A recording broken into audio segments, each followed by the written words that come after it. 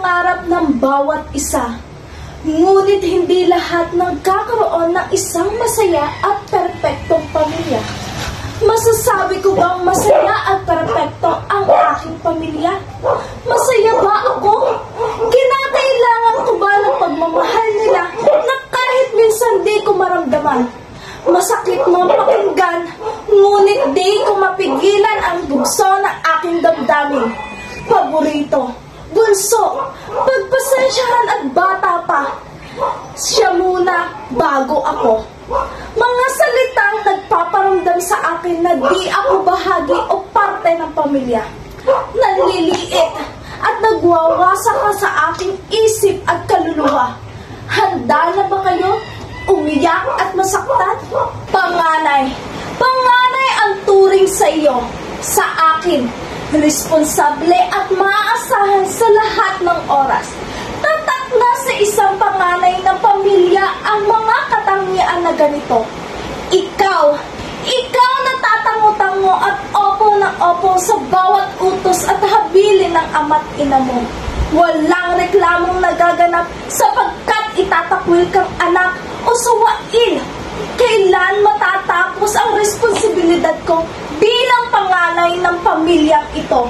Nakikita at nararamdaman ko sa ibang pamilya ang tunay na pakaramdam ng isang anak. Nakakatuwang isipin sa kaunting tagumpay ng kanilang anak, magdiriwang at ipagmamalaki, sinusuportahan sa bawat plano at desisyon ng kanilang anak, ginagabayan at hindi minamadali.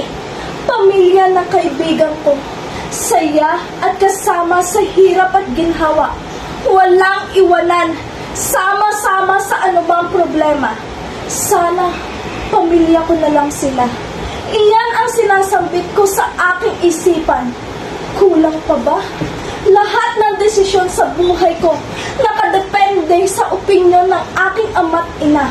Maging magandang ehemplo at mahusay na estudyante ay nagawa ko na. Ngunit kulang pa rin sa paningin ng aking ama. Anak niya ba talaga ako? O ampun lamang ako? Isa sa mga katanungan na dati ko pang gustong itanong at sagutin. Dahil sa mga naranasan ko sa aking pamilya, nawasak at sumabog lahat ng emosyon na aking nararamdaman. Gawaing masama, aking ginawa na. Di inaasahan ang resulta na lalong nagwatak sa aming dalawang mag-ama. Tuluyang nawala ang amor sa akin ng aking ama, na pinoprosesa kong ibalik at buuin ang tiwala niya. Mahirap sa simula, hanggang sa ngayon, salitang iniwan at tumatak sa aking isip at puso. Isa ka na ding magulang, malalaman at mararanasan mo din kung para saan ang lahat ng ginawa namin para sa iyo. Nalinawan ang isip ko, ngunit lahat ng naranasan ko ay di mararamdaman ng aking anak. Gaano kahalaga nga ba ang magkaroon ng isang pamilya? Pamilya ang siyang sasalo sa atin kahit sa oras na tinalikuran na tayo ng mundo. Sa buhay na ito, kailangan natin ng masasandalan kapag dumarating ang mga pagsubok sa buhay natin na akala ay wala ng lunas. Ngunit kung kasama natin ang ating pamilya, walang hindi makakaya, walang hindi malulusutan.